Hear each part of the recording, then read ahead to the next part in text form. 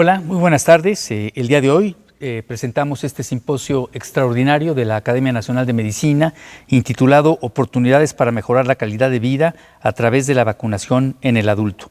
En él participarán diferentes personalidades en relación a un tema muy importante. Como todos nosotros sabemos, la historia natural de muchas de las enfermedades se ha modificado afortunadamente gracias a la vacunación. Incluso varias de las enfermedades se han logrado erradicar en forma completa.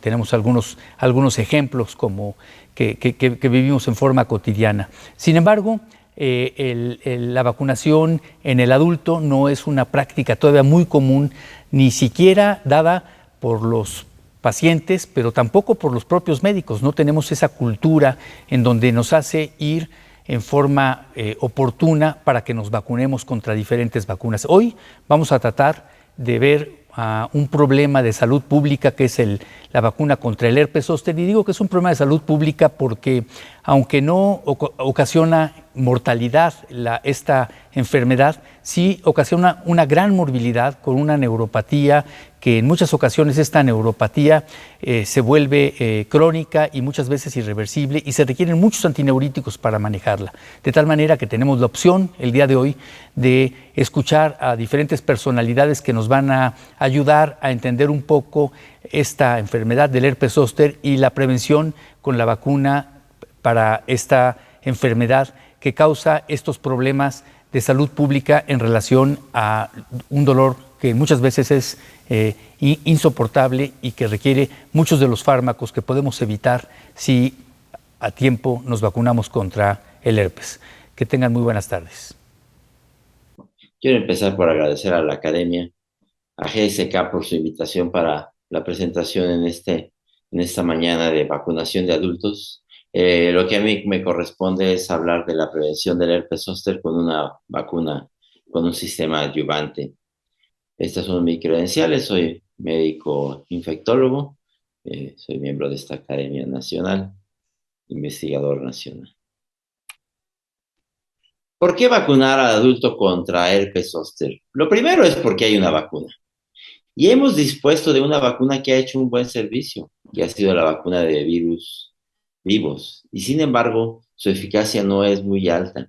Y por eso ha habido la necesidad del desarrollo de nuevas vacunas. Recuerden que la varicela, de la cual los adultos actualmente la mayoría tenemos el virus latente, una vez que viene la varicela, se queda latente en los ganglios sensitivos, en los nervios, y de ahí migra hacia la piel y puede dar cuadros de moderados a graves. El herpes zóster es una enfermedad seria, una enfermedad que duele mucho, que puede dejar secuelas. Una alta proporción de los adultos puede tener herpes zóster, la reactivación del virus de la varicela. Se estima alrededor de 1 de cada 3 adultos.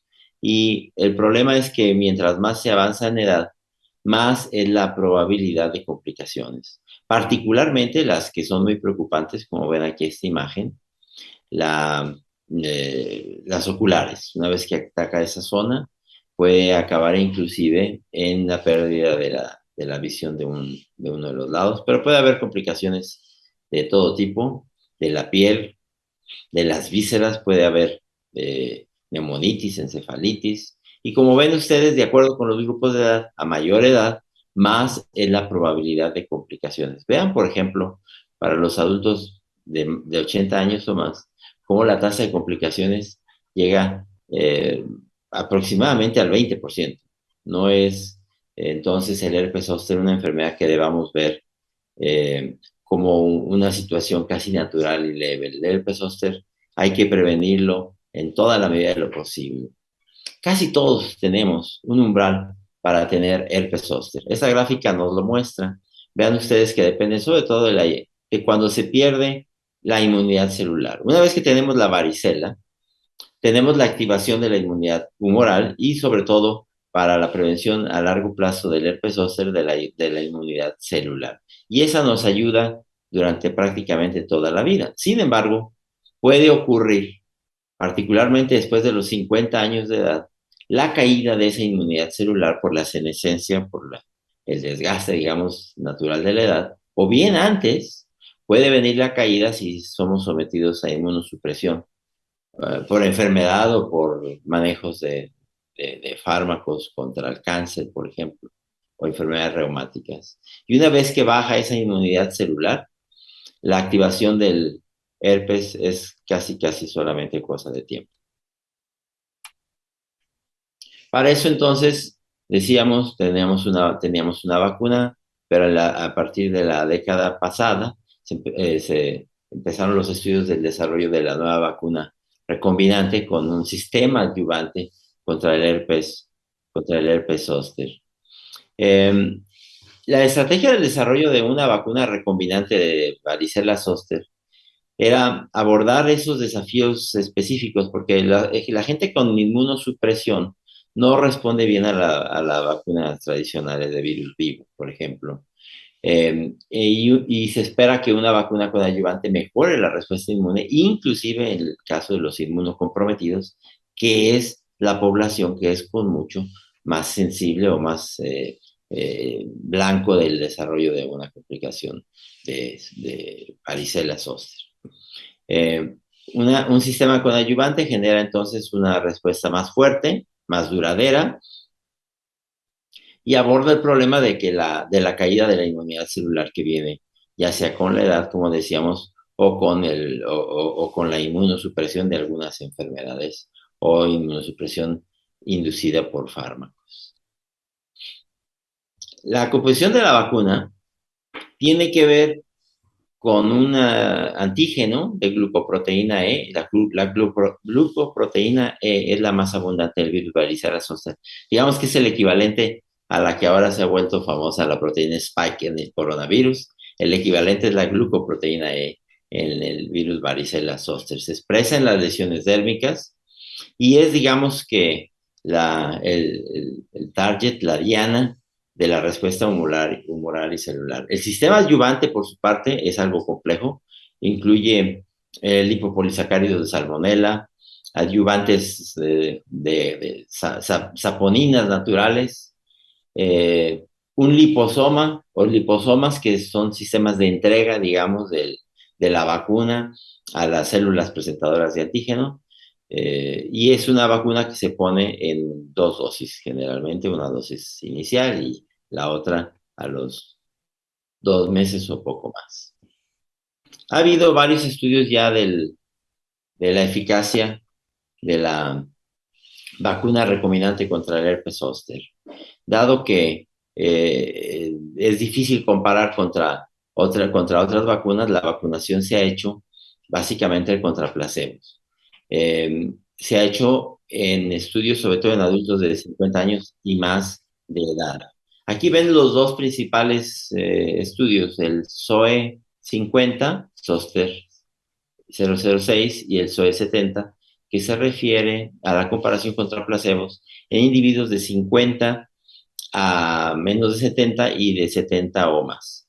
En el caso del estudio, ambos son estudios aleatorizados, cegados, contra placebo y multicéntricos.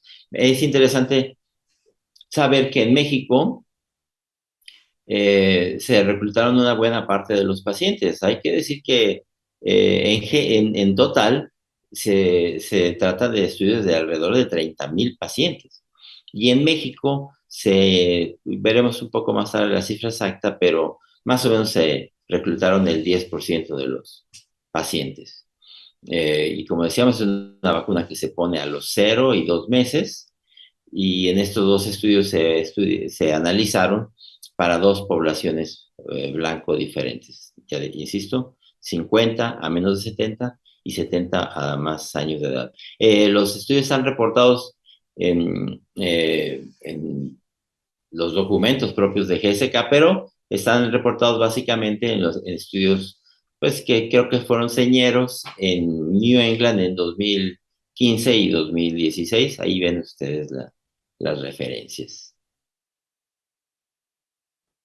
Aquí está la eficacia para ver no solo contra herpes zóster, sino contra las complicaciones como neuralgia postherpética y otro tipo de complicaciones.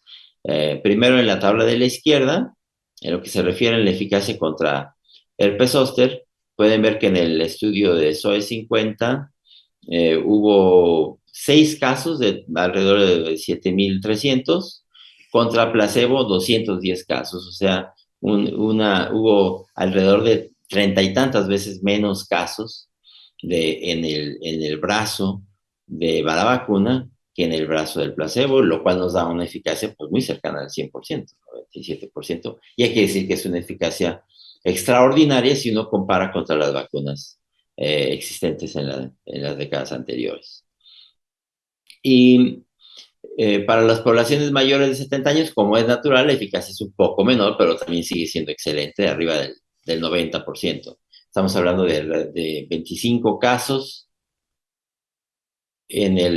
aquí los ven, 25 casos de alrededor de 8,000 pacientes, 8,250, contra 284 casos, u 8,300, o sea, 10 veces menos. Por eso la eficacia aquí es un poco menor, pero aún así superior al 90%.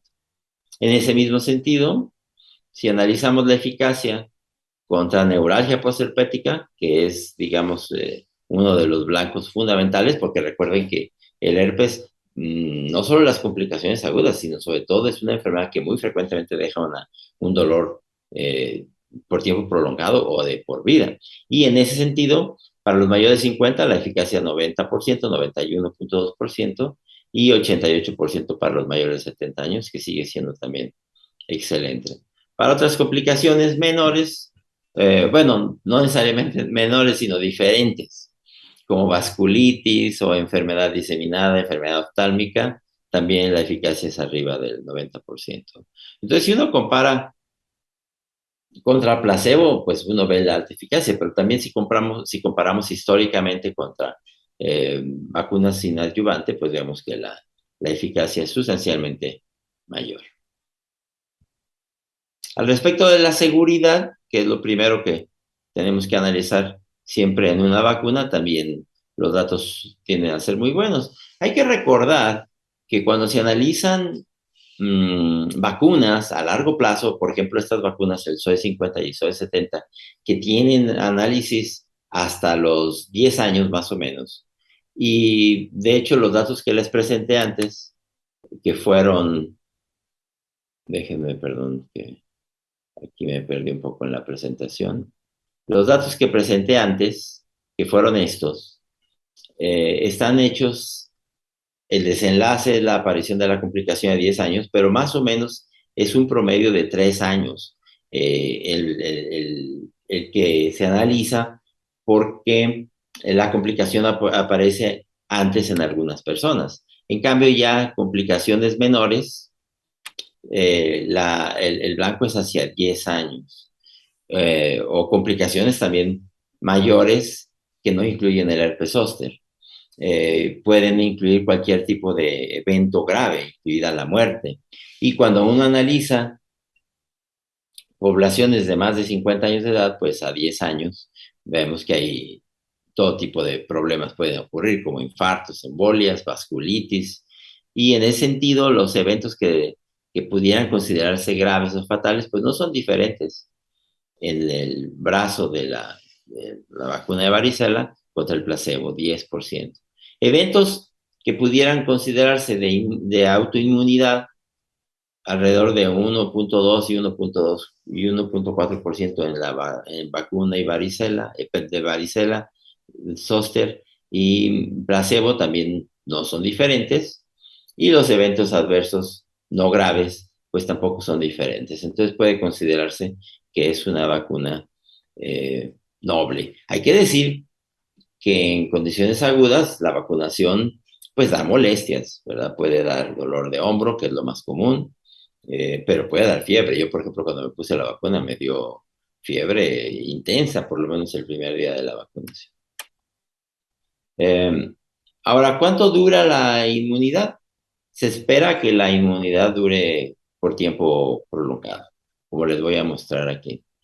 En términos generales, como les decía, si se mide hacia los 10 años, este es un estudio que se hizo en alrededor de 70 pacientes a 10 años, se ve que los correlatos de inmunidad, que son básicamente la frecuencia de linfocitos CD4 activados o la presencia de anticuerpos es sustancialmente mayor hacia los 10 años. Primero a la puesta de la vacuna, pero hacia los 10 años, como pueden ver aquí a la izquierda, en linfocitos T o en anticuerpos contra la proteína, contra el antígeno.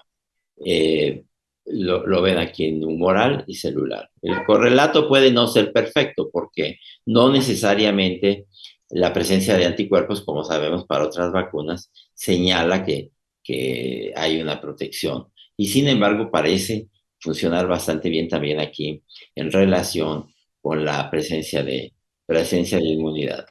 Eh, a 10 años se ha medido, pero si se hiciera un modelo matemático hacia los 20 años, vamos a ver, aquí no, por desgracia no se ve bien las imágenes, de alguna manera se perdió por el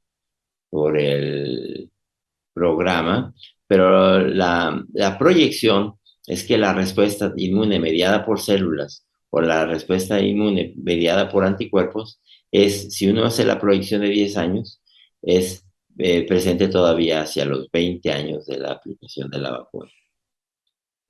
Podemos concluir con algunos mensajes finales.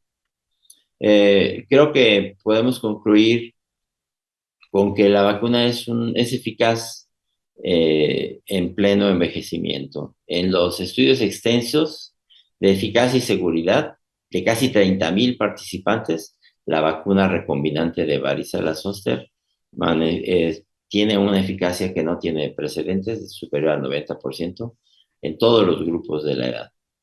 Recuerden que México participó con el reclutamiento de cerca del 10% de los pacientes, 9.8% en un estudio y 8.9% en el SOE 70.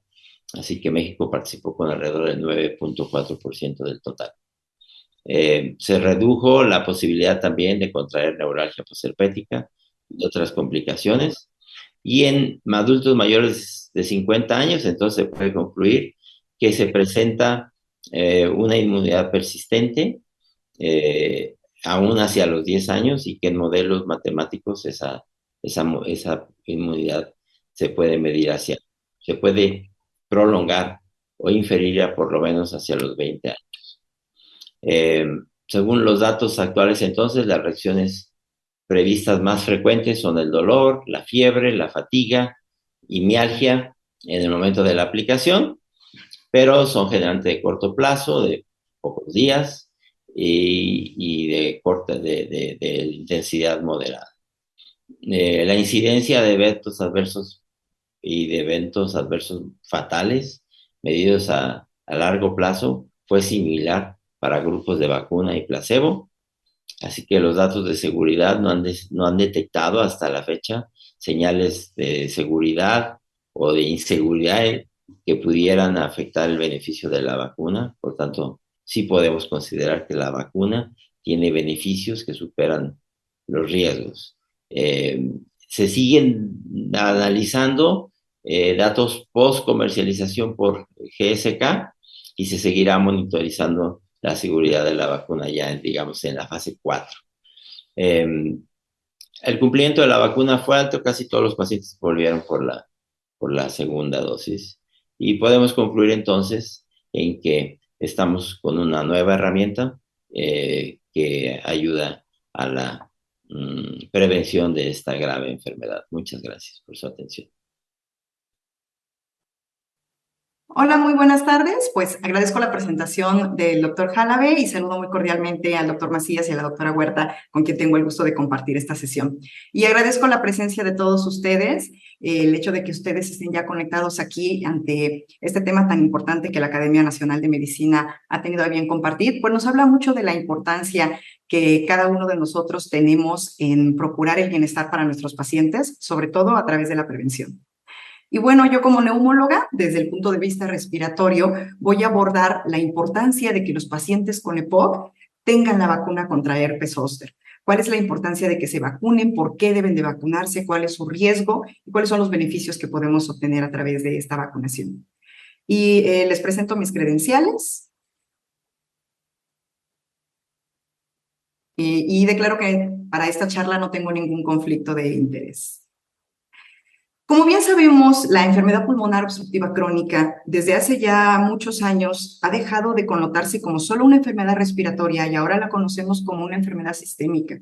La hipertensión pulmonar, la falla cardíaca, la poliglobulia, la apnea del sueño, muchos factores concomitantes pueden hacer que un paciente con una enfermedad que inicialmente era respiratoria pueda tener manifestaciones que afecten muchos órganos a distancia.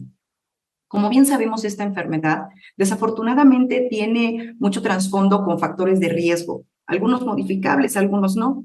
Como bien el hábito tabáquico, pues sigue siendo uno de los principales factores de riesgo para adquirir la EPOC, pero también en nuestro medio la exposición a biomasa, sobre todo en las comunidades rurales, sigue siendo una fuente muy importante de riesgo para desarrollar EPOC. Esta enfermedad llega a ser en muchas ocasiones subdiagnosticada. Muchos pacientes tienen un historial de tos, flema, falta de aire, dificultad para respirar y pueden llegar a tardar varios años en que realmente se pueda llegar al diagnóstico de EPOC. Recordemos que para el diagnóstico necesitamos el uso de la espirometría para poder demostrar realmente esta limitación progresiva al flujo de aire que tienen nuestros pacientes a nivel de los bronquios.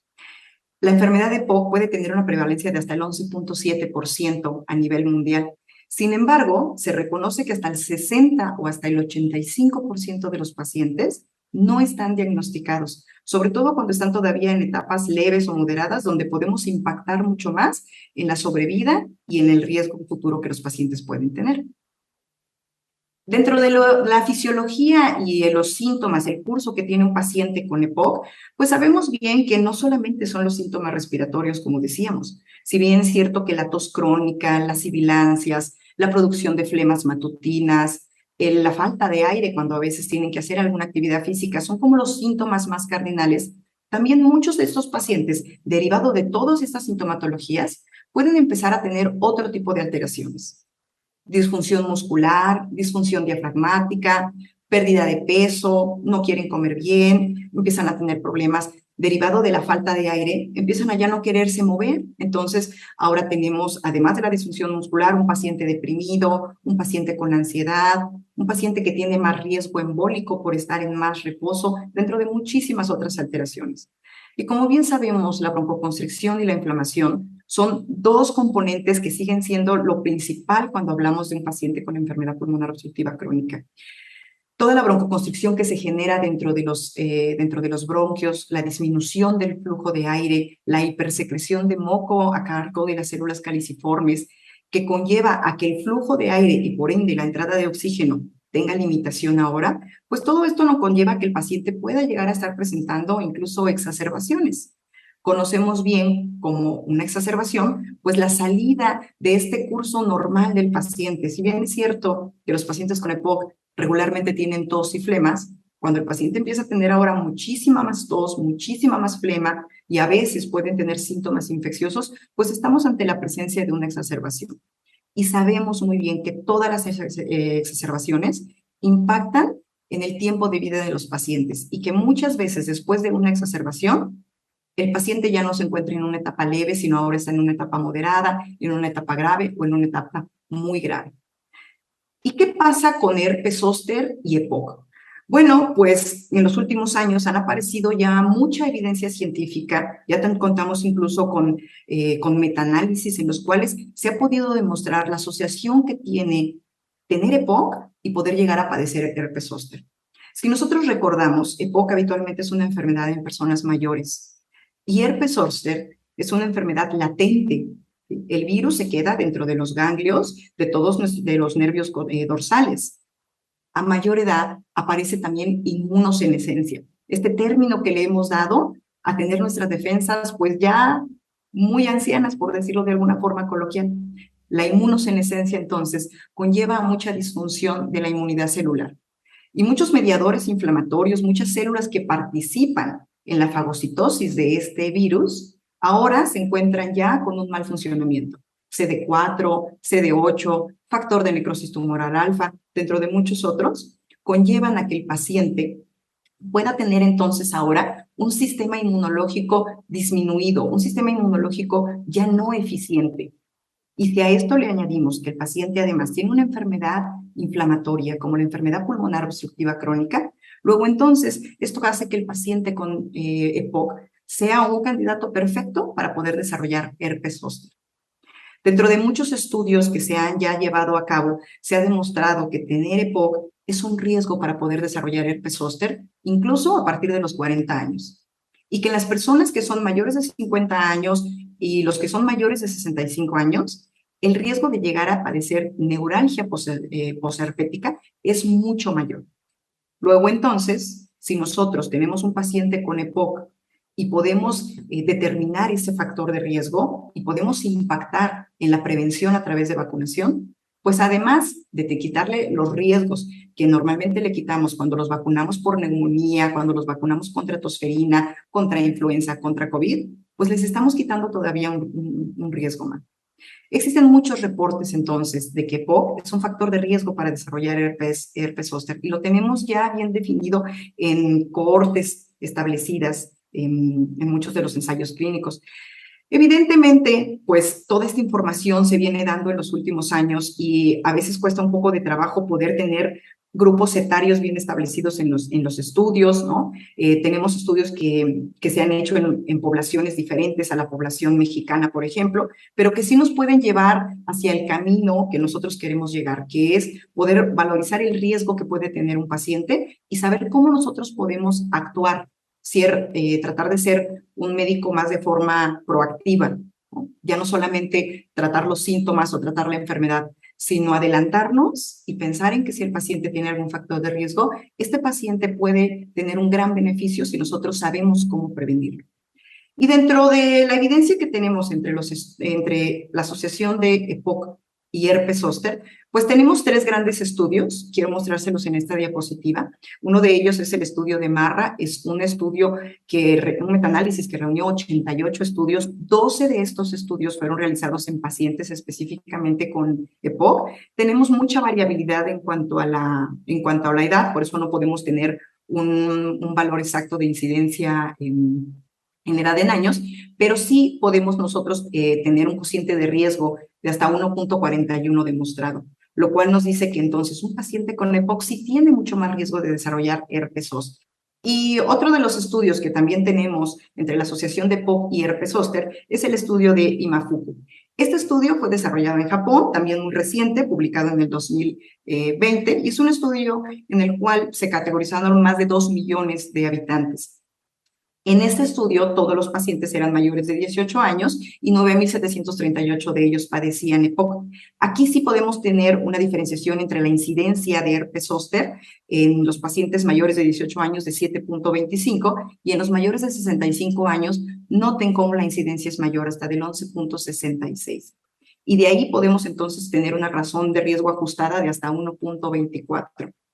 Y finalmente, otro estudio también muy, muy extenso, el estudio de Bratam, desarrollado en Alemania. Este estudio tuvo más de 7 millones de pacientes, todos ellos mayores de 18 años. Es uno de los estudios también más grandes que tenemos en comparación de herpes zóster y EPOC. Y aquí sí podemos tener un rango de entre 7.43 hasta 9 como la incidencia por cada 1.000 personas en la presentación de herpes zóster. Y tenemos también un OR ajustado de 1.26. Luego, entonces, tenemos evidencia consistente de que los pacientes con EPOC y sobre todo los pacientes con EPOC mayores de los 65 años tienen un riesgo incrementado para poder desarrollar herpes zóster. Y también en los adultos mayores de 50 años también está bien documentado ya que el EPOC tiene un mayor riesgo para que puedan desarrollar herpes zóster y neuralgia posherpética. Si bien es cierto que muchos de los pacientes con EPOC son tratados con medicamentos como broncodilatadores, un grupo de ellos también requieren del uso de medicamentos esteroideos. Y para nadie es un secreto que muchos de los pacientes también a veces requieren esteroides orales. Habitualmente las exacerbaciones casi siempre tienen que tratarse, dependiendo de la causa, antibióticos, nebulizaciones, pero también en muchos de los casos esteroides. Y sabemos que si de por sí el paciente tiene inmunosenescencia y ahora utilizamos un medicamento que también impacta en el sistema inmune, pues esto también aumenta su riesgo. El uso de esteroides, sabemos también que es un riesgo para desarrollar herpes zóster cuando se utiliza de forma prolongada. Y en los pacientes con EPOC también se ha demostrado que desafortunadamente aquellos pacientes que necesitan el uso de corticosteroides orales pueden llegar a tener un riesgo incrementado comparado con los pacientes que no usan esteroides o que solamente utilizan esteroides inhalados. Entonces, si nuestro paciente, además de tener EPOC, tiene exacerbaciones, está requiriendo el uso intermitente de esteroides orales, esto también se considera un riesgo incrementado para que los pacientes puedan desarrollar herpes zóster e incluso neuralgia posherpética. Y también en otro de los estudios que tenemos, en donde se evaluaron un grupo bastante significativo de pacientes, 29,000 de ellos tratados con corticosteroides inhalados y 144,000 sin uso de corticoides, aunque el riesgo que podemos observar entre 1,45 y 1,61 no es tanto, sí nos permite hacer una diferenciación entre que los pacientes que se someten a las terapias con esteroides inhalados también pueden tener este riesgo. Luego, entonces, nosotros tenemos que tener una actitud más proactiva con nuestros pacientes, porque además la carga económica que representa para un paciente el simple tratamiento de EPOC ya es una carga suficiente. Si a esto le aunamos el costo de las exacerbaciones, el costo de otros medicamentos porque tienen muchos de ellos polifarmacia y además el costo de una enfermedad aguda por herpes zóster o el mantenimiento del tratamiento de una neuralgia posherpética, evidentemente la carga económica resulta ser más alta. Aquí tenemos algo de la evidencia con respecto a los costos económicos que representan para un paciente con EPOC y con EPOC más herpes zóster en los Estados Unidos. Y noten cómo en el primer mes el paciente puede llegar a tener un costo mayor de hasta $2,983. Y a lo largo de los siguientes meses, si bien es cierto que va disminuyendo, cuando llegamos prácticamente al 12º mes, que hablamos a veces de pacientes que en este punto todavía siguen con medicamentos por la neuralgia posherpética, el paciente puede estar gastando hasta $313 mensuales, además de lo que de por sí gasta para su enfermedad. Luego, entonces, pues muchos de los recursos médicos y los costos llegan a ser más altos en los pacientes que tienen EPOC y que tienen herpes zóster.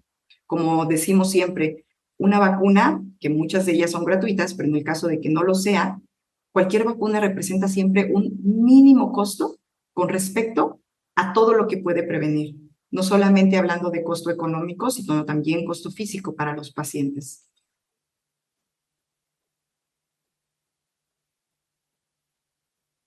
Ahora bien, cuando vemos qué tanto los pacientes necesitan el uso de otros recursos hospitalarios, acudir a los servicios de urgencias, acudir de forma ambulatoria, a más consultas o acudir a otra consulta por cualquier otra causa que no tenga que ver con el EPOC, vemos cómo los pacientes que sí tienen herpes zóster hacen más uso de los recursos hospitalarios, ¿sí? Más uso de personal de enfermería, de cuidados a domicilio, de cuidados paliativos, de atención oftalmológica, de la necesidad de algunos equipos médicos para poder continuar con su tratamiento, dentro de muchas otras cosas.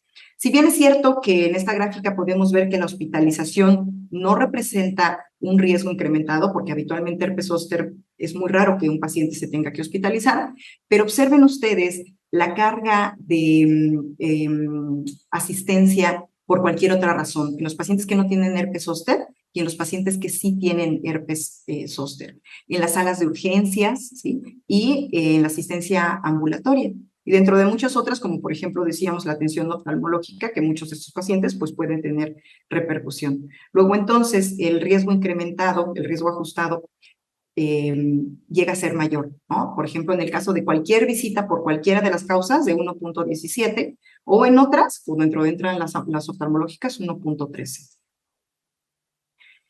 Y entonces nosotros cuando estamos en el consultorio frente a un paciente con EPOC y pues nuestro paciente nos dice que sí, que se siente mal, que tiene tos, que tiene flemas, que quiere respirar mejor y que nosotros sabemos que tenemos un sinfín de herramientas afortunadamente para poderle garantizar al paciente una mejor terapia inhalada y que pueda tener mejoría, un impacto en la disnea, que pueda hacer más actividad física, que pueda salir de su casa y ser autosuficiente por sí solo. También tenemos que recordar lo que comentábamos al inicio, todas las causas por las cuales este paciente podría exacerbarse e impactar en todos los factores modificables que nosotros podemos hacer para que este paciente tenga una mejor vida y una mejor calidad de vida, que finalmente es lo que nos interesa a todos. Entonces, independientemente del tratamiento broncodilatador, independientemente del uso de antibióticos cuando tienen una exacerbación, el uso de mucolíticos, muchas de las medidas preventivas entran, por ejemplo, la rehabilitación. Los pacientes tienen que hacer ejercicio, aunque se cansen, o si desaturan, pues con uso de oxígeno, pero los pacientes tienen que tener actividad física para evitar esa pérdida progresiva de la fuerza muscular que los lleva a más incapacidad. Si tenemos forma de evitarles que los pacientes se enfermen, ¿no?, como en el caso de COVID, pues utilizar la vacuna de COVID para que nuestro paciente esté más protegido. Si el paciente fuma, incentivarlo de todas las formas posibles para que deje de fumar y proporcionarle la ayuda no solamente médica, sino psicológica, psiquiátrica y de acompañamiento para que el paciente pueda llegar a dejar de fumar. Y la vacunación. Si nosotros pensamos cuántas veces en el consultorio destinamos, aunque sea un par de minutos, para decirle a nuestro paciente que se vacune, además de COVID, ¿no?, que afortunadamente la pandemia de COVID, dentro de las cosas buenas que podemos decir o rescatables que podemos tener, es que abrió esta ventana de oportunidad para que las personas vuelvan a recordar la importancia que tiene vacunarse y la drástica diferencia que existe entre alguien que se vacuna y que ya está más protegido contra una enfermedad y alguien que no tiene ese acceso a la vacuna, cómo el desenlace puede ser completamente diferente. Entonces, pues la invitación es para que la próxima vez que estemos en nuestro consultorio, que estemos frente a nuestro paciente, le recordemos, sobre todo si se trata de un paciente con EPOC, que existe la vacuna contra neumococo que se aplica después de los 65 años y que es para cualquier mayor de 65 aunque no tengan EPOC, que existe la vacuna de tosferina que se debe poner cada 10 años, que existe la vacuna contra herpes, que existe la vacuna contra COVID y que además podemos estar muy tranquilos de poder decirles con certeza que estas vacunas le van a servir. ¿Cuáles son las acciones preventivas que podemos tener nosotros para el manejo de nuestros pacientes con EPOC? Bueno, en el último informe de las guías GOLD, que son las guías internacionales para el manejo del EPOC del año 2020, ya existen los párrafos bien establecidos de las inmunizaciones que estos pacientes deben de recibir. La vacuna de la influenza, lo sabemos perfectamente, disminuye el uso de antimicrobianos, disminuye la mortalidad y disminuye el riesgo de exacerbaciones hasta en un 50%. La vacuna de neumonía, pues podemos disponer de la vacuna de 23 serotipos o de la vacuna de 13 serotipos, ambas indicadas en los pacientes de 65 años o incluso antes de los 65 si tienen riesgos como justamente EPOC, asma, enfisema o cualquier otra enfermedad crónica. Y estas dos vacunas han demostrado evidencia consistente en disminuir la reducción de la bacteremia por neumonía y la enfermedad invasiva por neumonía. Impactan directamente en la morbilidad y en la mortalidad. Y la vacuna de tosferina, que también es una vacuna que recientemente ha cobrado un poco más de auge y que hemos recordado que aunque nos hayamos vacunado de niños, aunque nos haya dado tosferina de niños, cada 10 años debemos de recibir nuevamente la inmunización contra la vacuna contra tosferina. Habitualmente en el sector público podemos conseguir la vacuna de difteria y tétanos, pero en los consultorios muchas veces sí podemos conseguir la vacuna contra tosferina y nuestro paciente con EPOC la debe de tener. Y finalmente, pues las dos recomendaciones más importantes en estos tiempos, la recomendación de la vacuna contra COVID, que es recomendación ya de todos los organismos internacionales y que nos hemos dado cuenta, como decía hace un momento, de la diferencia que existe entre el paciente vacunado y el paciente no vacunado. Y fue justamente en los pacientes mayores donde en nuestro país nos dimos cuenta del beneficio que tenía la vacunación, porque fueron quienes primero fueron vacunados y pudimos ver el cambio que hubo entre una y otra cuando ellos ya habían recibido esta inmunización. Y finalmente la vacuna contra herpes zóster, que ahorita la doctora Huerta abundará un poco más en detalles contra ello, pero la vacuna de herpes zóster pues es una vacuna que nos protege contra la enfermedad de herpes zóster. Se aplica en todos los pacientes mayores de 50 años y en todos los pacientes que padezcan EPOC. Es una vacuna única que además ya está recomendada a nivel internacional. Si bien las guías GOLD lo mencionan, también existen muchas otras guías que ya han dado las recomendaciones. Por ejemplo, aquí les muestro las recomendaciones de las guías americanas, las guías alemanas, las guías italianas y las guías suizas. todas coinciden en lo mismo. Las personas que tienen EPOC a partir de los 50 años deben de recibir una inmunización contra herpes zóster. Y Canadá, que es uno de los países siempre pioneros en la prevención, incluso recomienda el uso de la vacuna para herpes zóster en adultos mayores de 18 años que tengan alguna afección crónica y que por ello tengan un riesgo incrementado de poder padecer herpes.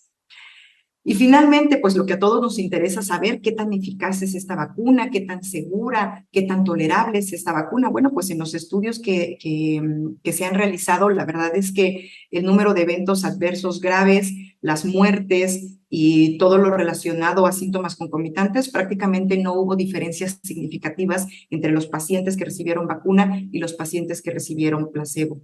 No se identificaron tampoco ningún problema de bioseguridad.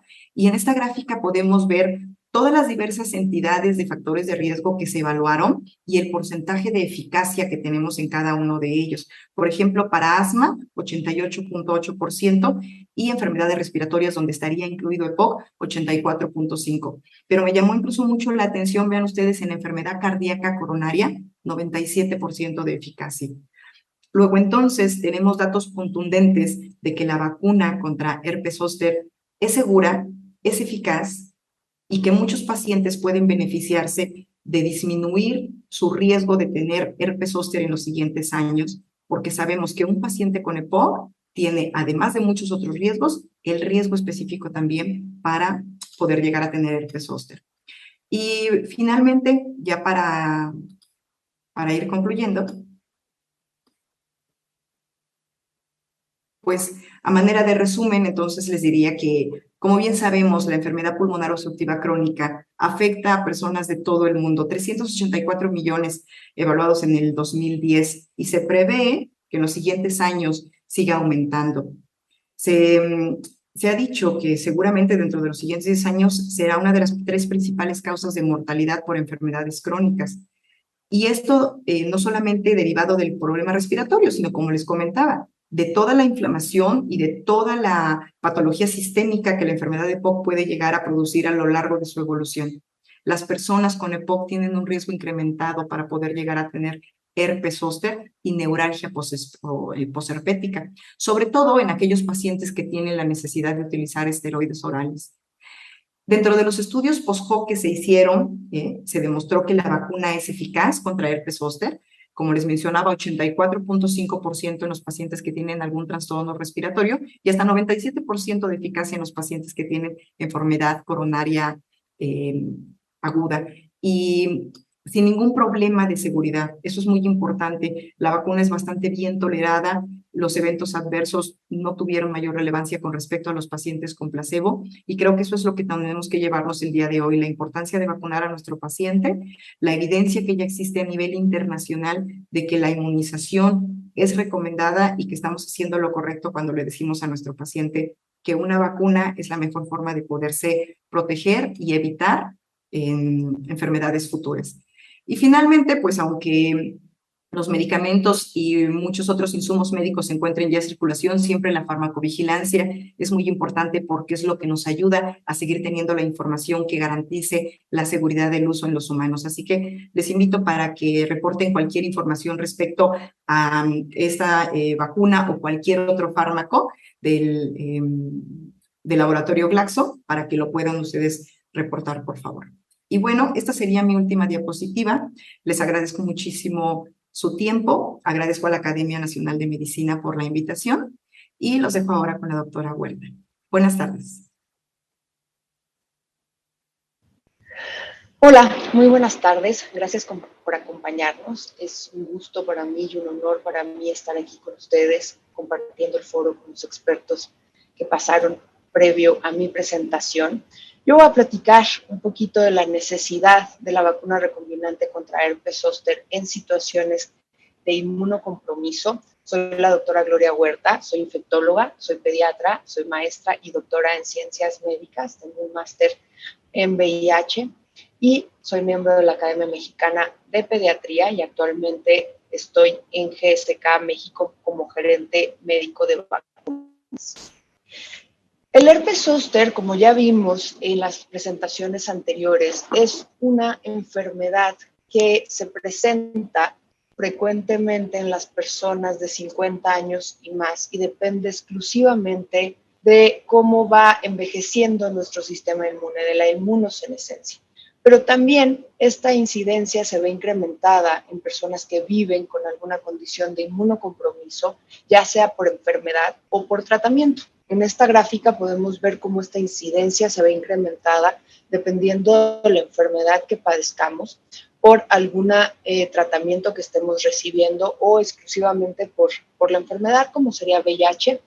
Y podemos ver aquí que la incidencia más alta se presenta en aquellos que reciben trasplantes de médula ósea, en donde depletamos por completo al sistema inmunológico para permitir que este trasplante se lleve a cabo y pueda tener este efecto terapéutico. También podemos ver en los trasplantes de órganos sólidos cómo se incrementa esta incidencia de herpes zóster, principalmente por los tratamientos utilizados. La infección por VIH claramente esta inmunodeficiencia la podemos ver principalmente por la enfermedad, y aun cuando tenemos un tratamiento altamente efectivo antirretroviral, podemos persistir con algún tipo de inmunodeficiencia. El lupus eritematoso sistémico, la artritis reumatoide o algunas otras enfermedades inmunológicas que tienen que recibir tratamientos que inmunomodulan a nuestro sistema inmune, y con esto hacen que la posibilidad de que se desarrolle el herpes zóster sea mayor. El cáncer, tanto por el hecho de padecerlo, tener cáncer significa un sistema inmune que ya tiene algunas alteraciones que comprometen su función, pero además el tratamiento con quimioterapia también disminuye esta posibilidad de reacción, y para evitar que haya reactivaciones de virus que se encuentran latentes en nuestro organismo. Enfermedad inflamatoria intestinal, esclerosis múltiple y psoriasis, que son tratados también con inmunomoduladores que van a incrementar esta posibilidad de desarrollar herpes zóster durante nuestra vida. Como sabemos, el herpes zóster, como ya comentaron en las primeras presentaciones, el herpes zóster es la reactivación del virus de varicela zóster.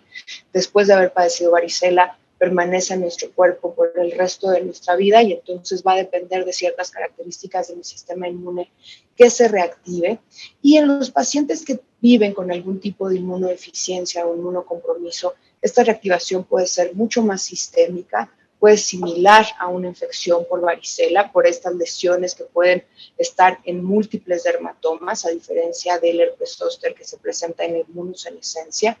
Puede tener también esta base hemorrágica, la viremia que se produce puede tener consecuencias en algunos otros órganos como el pulmón, como el cerebro, produciendo neumonía o meningoencefalitis, si bien la complicación más frecuente continúa siendo la neuralgia posherpética. Esta se ve principalmente en los pacientes que tuvieron un trasplante de médula ósea, pero es la complicación más frecuente tanto en las personas de 50 años y más como en las personas que viven con un sistema inmune comprometido.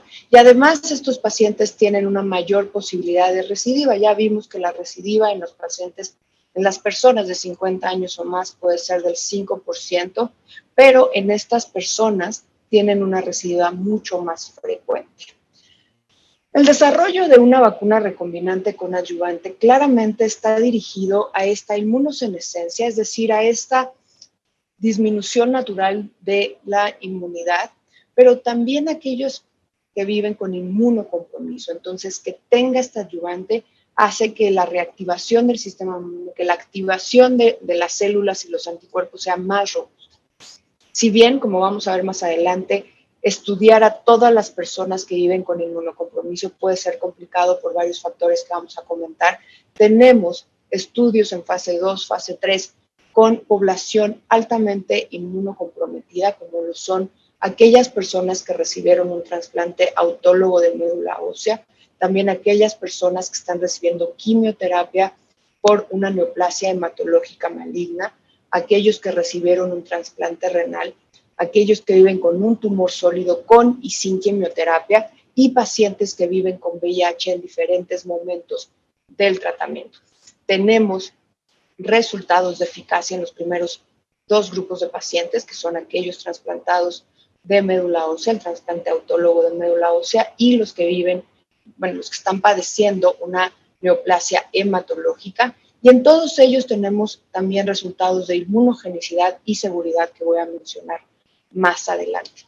Todos ellos recibieron 2 dosis de vacuna, que claramente en los estudios fase 1 y fase 2 determinamos si esta población necesitaba una dosis extra y entendimos que no necesitan una dosis extra. Con 2 dosis de esta vacuna recombinante con adyuvante es suficiente para montar una respuesta humoral y celular adecuada, como vamos a ver más adelante.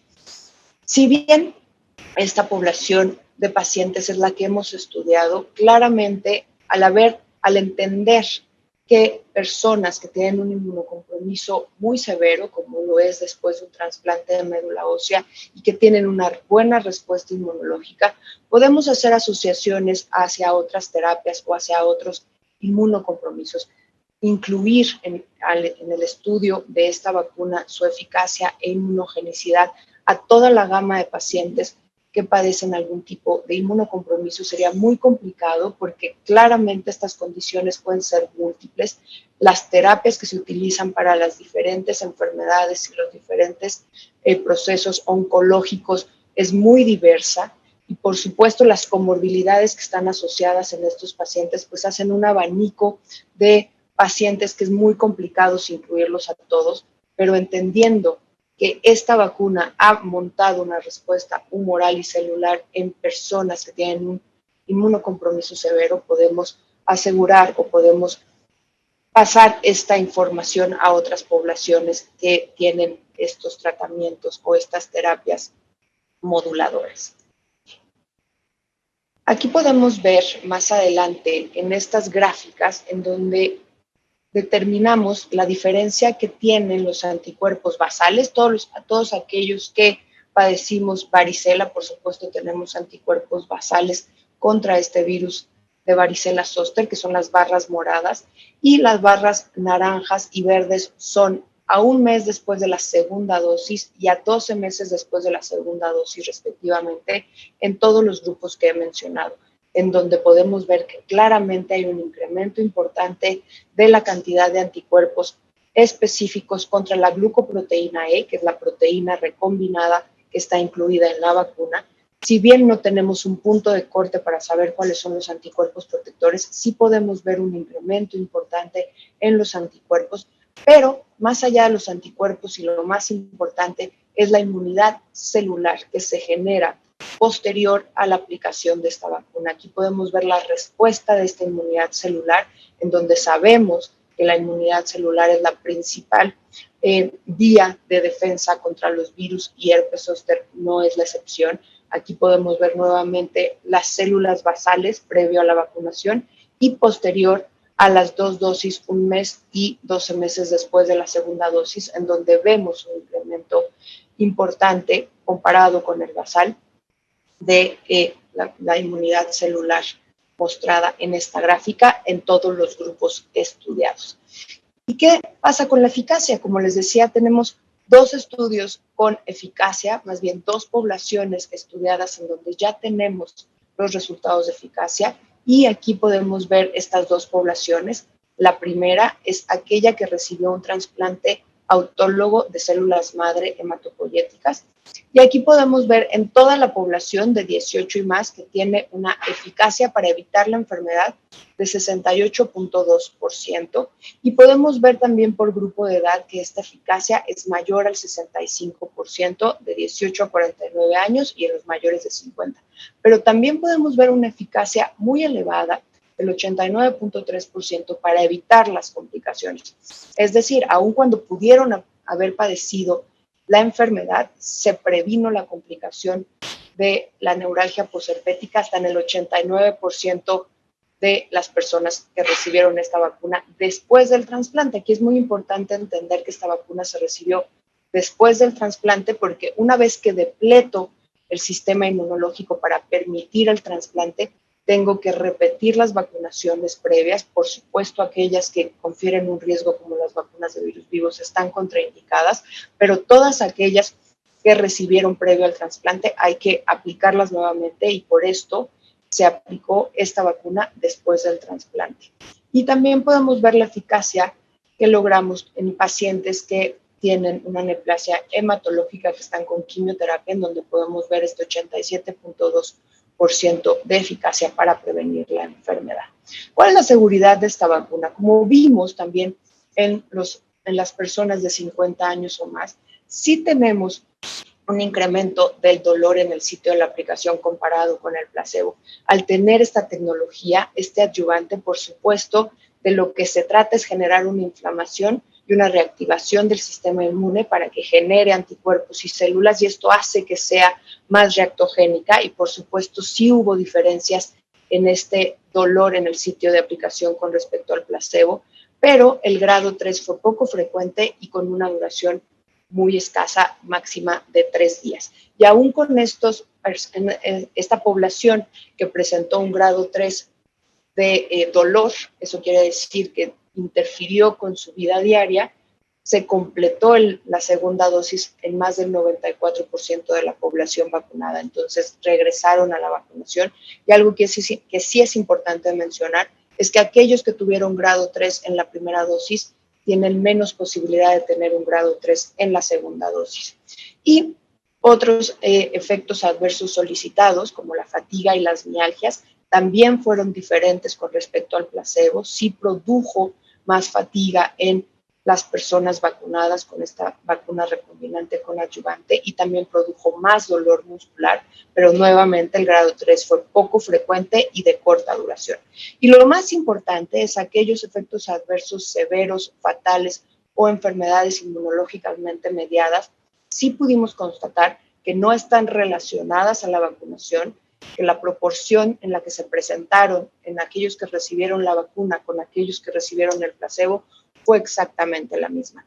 Y además, la exacerbación de la condición tampoco estuvo asociada con la vacunación, es decir, aquellas personas que tenían alguna enfermedad inmunológica, ser vacunadas no produce flares. Aquellas personas que recibieron un trasplante, ya sea sólido o hematológico, tampoco hubo una relación con algunos datos de rechazo, y aquellas personas que viven con VIH tampoco hubo un incremento en la carga viral. Entonces podemos estar seguros que tiene un perfil de seguridad adecuado también en este grupo de pacientes.